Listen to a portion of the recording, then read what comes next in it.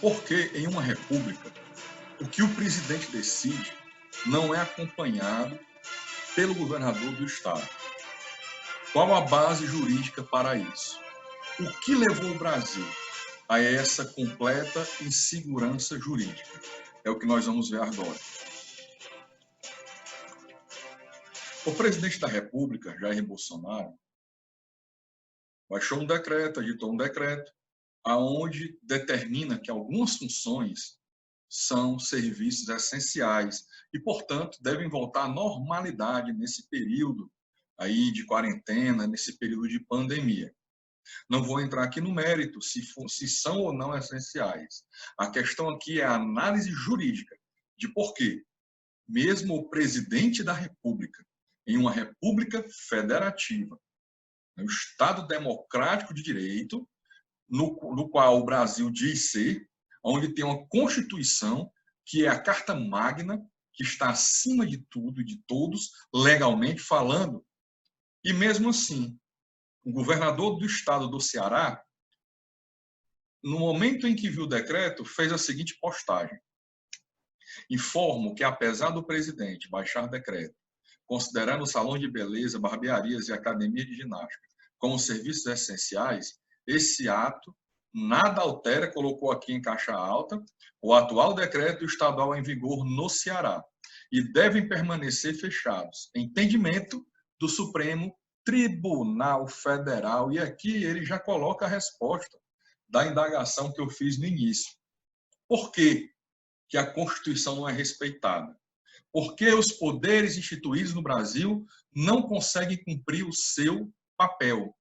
E quem sofre é a população. Para que você possa entender isso, eu tenho que te explicar, primeiro, o que é o Supremo Tribunal Federal, o que é o STJ, o que é a Constituição, o que são as leis, para que você possa compreender, para que você possa entender como chegamos a esse ponto. Vamos lá. Eu vou tirar por base, nessa explicação, decisão anterior do STF, que é frontalmente contra a Constituição da República Federativa do Brasil. Vou falar aqui de casamento, tá ok? Primeiro, deixa eu te dizer uma coisa.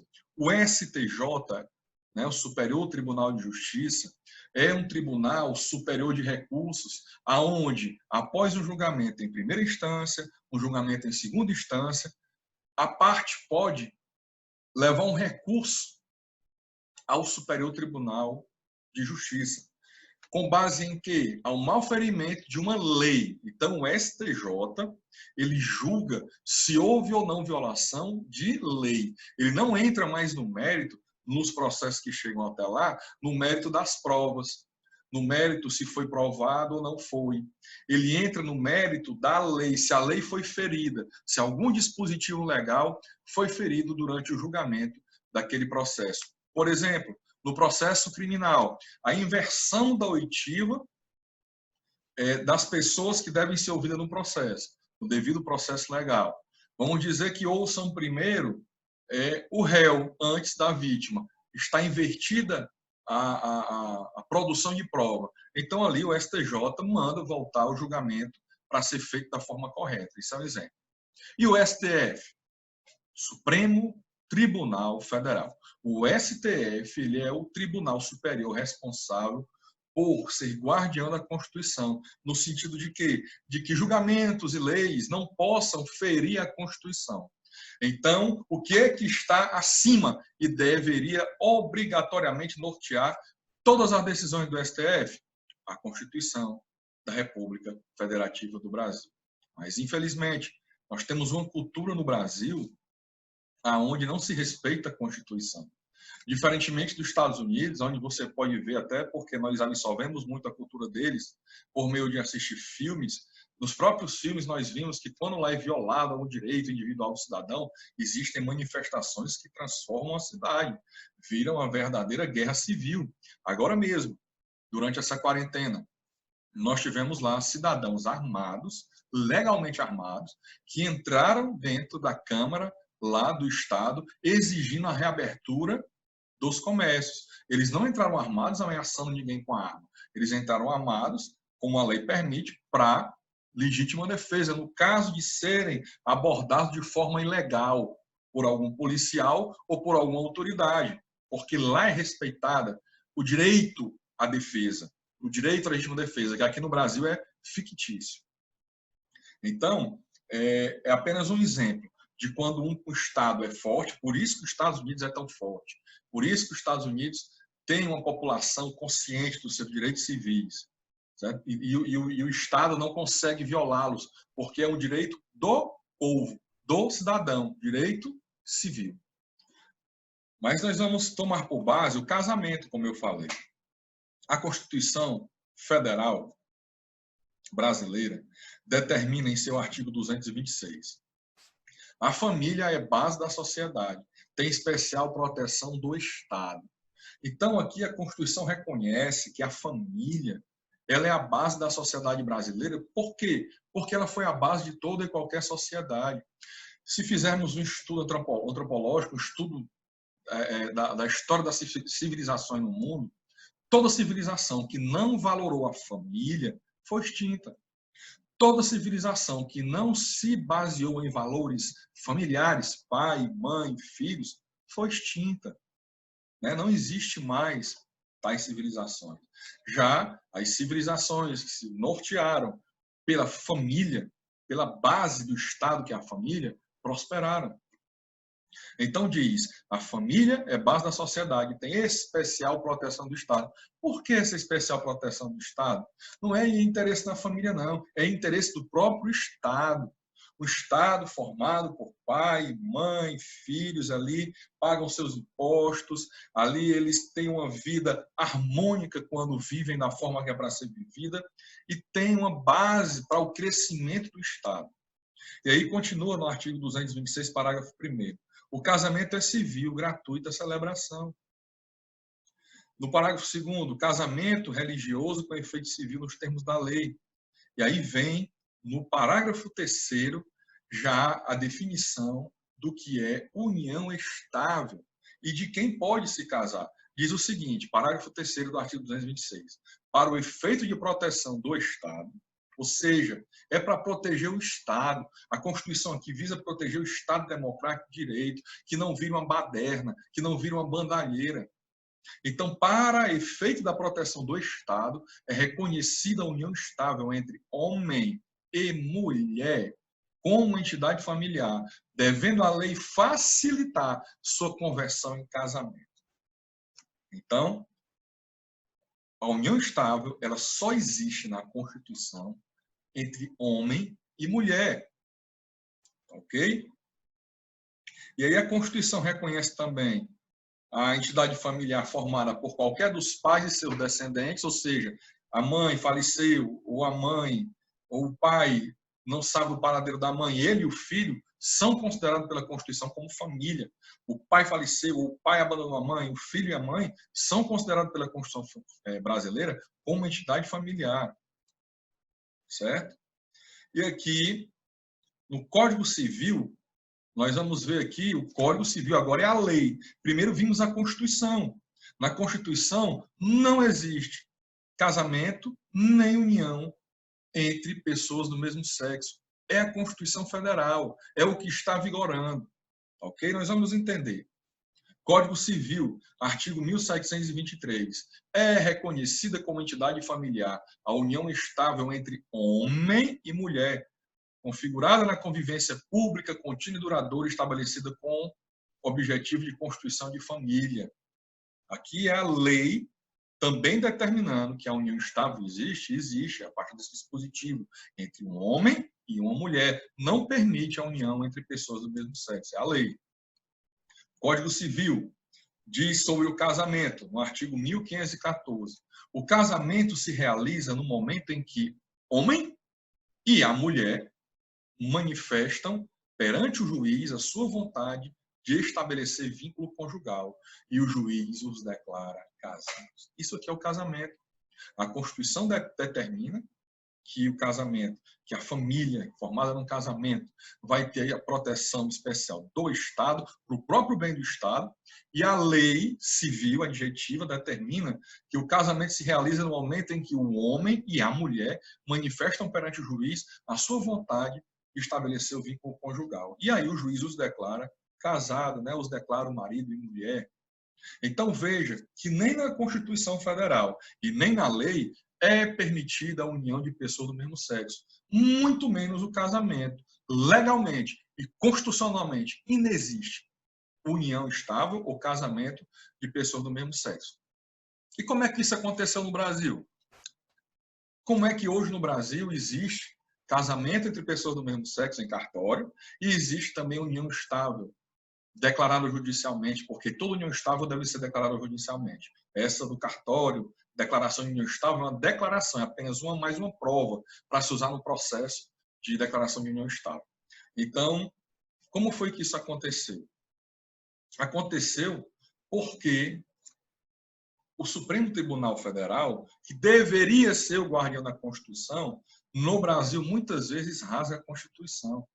É lastimável e isso traz insegurança jurídica em todos os ramos do direito.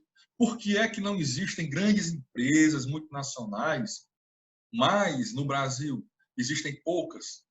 Por causa da insegurança jurídica. O que a Constituição fala aqui não é respeitado.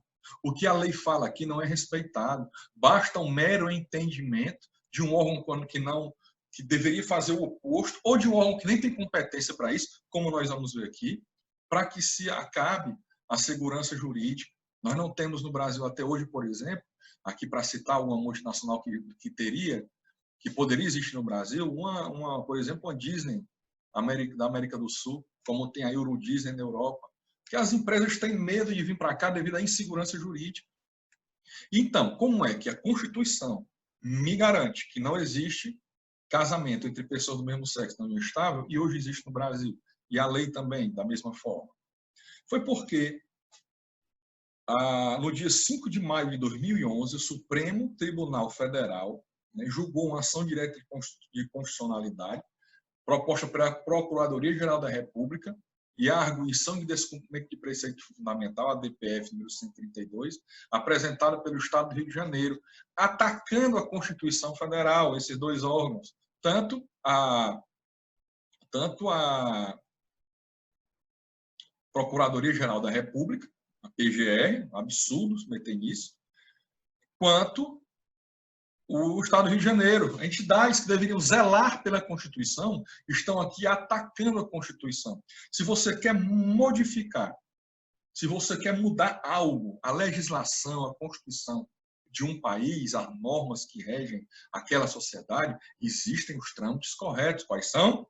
As emendas constitucionais, que têm ali os seus critérios para que ocorram a votação, a modificação, salvo das cláusulas pétreas. E temos também os projetos de lei.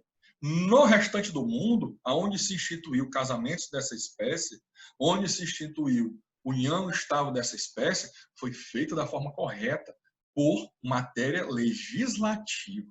No Brasil, se achou o jeitinho brasileiro, mesmo na justiça mais alta do país. E aí nós vimos ministros que deveriam ser pessoas que zelam pela Constituição, rasgar mesmo.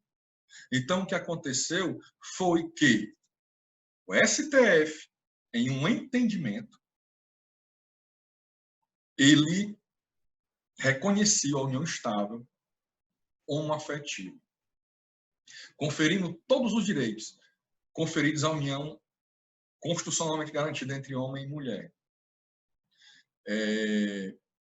Desde então, essas uniões do mesmo sexo utilizam-se da disposição de diversos princípios constitucionais, né, para a dignidade da pessoa humana, distorcendo a Constituição, distorcendo a lei. E aí ficou-se um problema. O STF reconheceu a união estável entre pessoas do mesmo sexo, mas a Constituição não reconhece. Então, é apenas um entendimento. Entendimento, ele pode ser hoje, não pode ser amanhã. Como, por exemplo, a prisão em segunda instância. Durante um período, o STF reconheceu a prisão em segunda instância. mesmo que a Constituição e a lei não permitam uma condenação que não tenha transitado em julgado, ou seja, que não tenha sido confirmada em primeiro e segundo grau e pelos tribunais, aonde se esgotem todos os recursos, até então, a Constituição, até hoje, né, a Constituição e a lei não permitem essa prisão, está corretíssimo. O errado é a demora no trâmite, mas a reanálise é um direito do acusado. Então, para ver se houve objetividade no primeiro grau, a defesa, no segundo grau, se as provas foram valoradas corretamente pelo primeiro grau, no STJ, se a lei foi respeitada, e no STF, se a Constituição for respeitada. É muito grave, é muito sério a condenação criminal de alguém. O problema no Brasil não é um recurso, é a demora para se fazer esses recursos. Então, o STF admitiu a prisão em segundo grau após uma confirmação da sentença de primeiro grau, retirando o direito de análise da legalidade da constitucionalidade da decisão pelo STJ e pelo STF. E assim durou pouco tempo. Logo após, o STF mudou o entendimento, agora para um entendimento correto, que não é cabível a prisão em segundo grau. E aí usaram vários argumentos, é porque exacerbaram, é porque não era para todos os casos, era para analisar caso a caso, estavam aplicando automaticamente a todos os casos, né? Uma emenda numa coxa de retalhos, que é a nossa Constituição Federal, infelizmente, que traz, repito, essa insegurança jurídica, para mim e para você e para qualquer pessoa que esteja no Brasil. Então, o STF reconheceu agora o quê? Prisão em segundo grau não pode. Tem que haver respeito à Constituição. Apenas prisão com a sentença condenatória transitada em julgado. Certo? Então, aqui na questão, voltando à questão do casamento e da união estável, o que acontece é o quê? O que acontece é que há um entendimento do STF de que pode sim ocorrer a união estável, mas não há entendimento dele quanto ao casamento. E aí o que foi que houve? Entrou em cena um outro órgão que sequer faz parte do Poder Judiciário. Ele é um órgão, outro retalho feito no Brasil, é um órgão de controle externo do Judiciário, que na verdade é composto por membros do Judiciário. Então não é controle externo, é mais uma brincadeira de mau gosto com o brasileiro. Até porque esse órgão exacerba qualquer poder que ele teria. Como, por exemplo, no caso aqui, em 2013, o Conselho Nacional de Justiça aprovou a resolução que obrigou os cartórios do país a celebrar casamentos entre pessoas do mesmo sexo. O presidente do CNJ afirmou que a resolução remove obstáculos administrativos à efetivação da decisão do Supremo de 2011, aquela que reconheceu a união estável entre pessoas do mesmo sexo. Como é que uma decisão administrativa suplanta a Constituição? Apenas em um país como o Brasil, onde a Constituição não vale nada, onde não é respeitada, onde não existe segurança jurídica. E sabe qual é o problema, cidadão? Esse exemplo que eu estou dando aqui, muita gente, eu escolhi de propósito, porque muita gente vai dizer, lá vai falar de gay, de união afetiva. Estou falando de legislação, de segurança jurídica.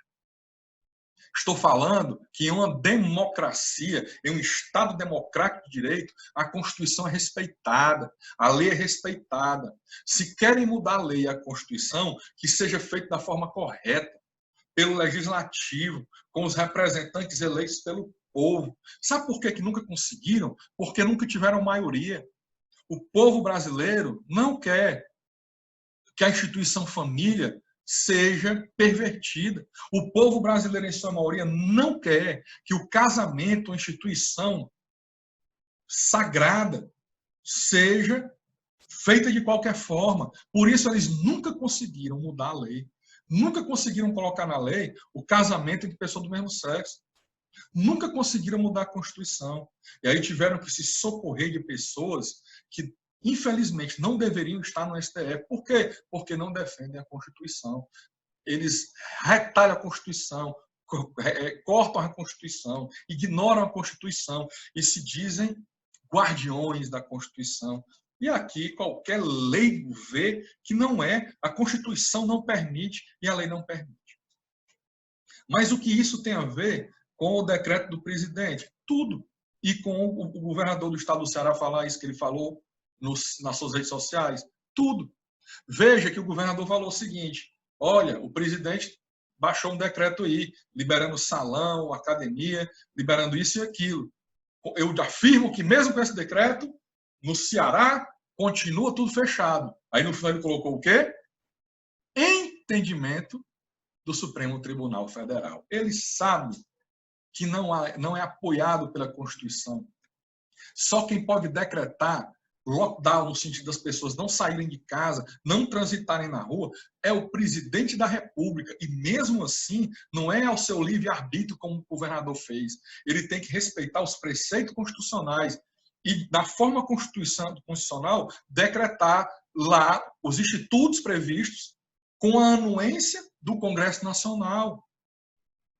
E vejam que uma coisa complexa, uma coisa que só poderia ser feita pela Constituição Federal, por meio do que a Constituição determina, foi feita de qualquer forma por quem não tem nem poder para isso, que é o governador do Estado. Mas o STF, mais uma vez, rasgando a Constituição, fez o julgamento, entendendo que sim, o governador e o prefeito têm poderes de impedir o trânsito de pessoas no Estado. Tem poderes de implantar até o tal do lockdown, que é o fechou total. E não tem constitucionalmente. Não tem. O STF, de outra vez, há muitos anos, julgou a taxação do inativo. O que isso quer dizer? Uma pessoa contribui a sua vida toda enquanto trabalha para um dia se aposentar. E, logicamente, se aposentando, não vai mais pagar a Previdência. Por quê? Porque qual é o benefício que ele vai ter se ele pagar a Previdência? Mas o STF, rasgando a Constituição, mais uma vez, taxou o inativo. Você que é aposentado, você que é pensionista, que deveria estar agora no que chamam de melhor idade, não sei se é, né, na velhice já, é para quem sabe viver, é para quem tem Deus. Ali na velhice já, com o dinheiro, com o seu dinheiro, que já não é tanto, poder curtir de uma forma melhor a vida. Mas não, o STF decidiu que você tem que contribuir com a Previdência. Agora, a minha pergunta é, toda contribuição previdenciária ela tem que ter um retorno. Qual o retorno que você vai ter quando você morrer? Você vai receber uma aposentadoria pós-morte? Então, é mais um entendimento do STF contrário à Constituição, certo? Então, esse vídeo foi para te esclarecer, te dei aqui exemplos de como no Brasil nós vivemos uma constante insegurança jurídica. E isso é terrível, sabe por quê? Porque permeia toda a sociedade. Tem cidadão que concorda com isso. E agora, muitos estão vendo que quando concordaram com o STF, rasgando a Constituição em outras matérias, isso um dia iria chegar até ele, até você que aceitou, até você que, diferente do povo americano, que não aceita violação da Constituição, aceitou a violação da Constituição, porque não era com você. Eu lá quero saber se gay vai poder casar ou não, vai ser feliz. O problema é que estava sendo violada a Constituição e o povo ficou calado. Eu lá quero saber se o inativo vai ser taxado. Deixa de taxarem ele, eu não sou inativo. O problema é que violaram a Constituição. Em um momento vai chegar até você. E agora chegou. Até as pessoas que hoje batem palma em uma ignorância, no sentido de ignorar os próprios direitos e garantias individuais, bater palma para obrigatoriedade de lhe proibir de sair da sua casa, amanhã vão poder entrar na sua casa. Amanhã vão poder lhe separar do seu pai, da sua mãe, do seu filho, da sua filha, à força, dentro da sua casa, que a Constituição garante que é asilo inviolável do cidadão. Continue aplaudindo a violação da Constituição, continue aplaudindo a violação das leis, que a vítima será você. A vítima será você. Então, esse primeiro vídeo foi para que você entenda como é que chegamos a esse ponto de um governador não respeitar a Constituição e ainda postar abertamente falando isso e no final se justificar. É entendimento do Supremo Tribunal Federal. Parabéns, STF, por mais uma vez rasgar a Constituição da República Federativa do Brasil. Eu não abro mão dos meus direitos e garantias individuais. Sabe por quê? Porque amanhã a vítima será você e serei eu. No que pudermos estar nos manifestando, dizendo que está errado dentro da lei, porque a lei também me garante, a Constituição também me garante a livre manifestação do pensamento. Por enquanto, ainda o STF não usurpou isso do cidadão. Então, se manifeste livremente, tá certo? Então, lhe expliquei por que de o governo do estado do Ceará poder violar a Constituição e ainda falar isso publicamente, mas ressalvando que é por causa do entendimento do STF.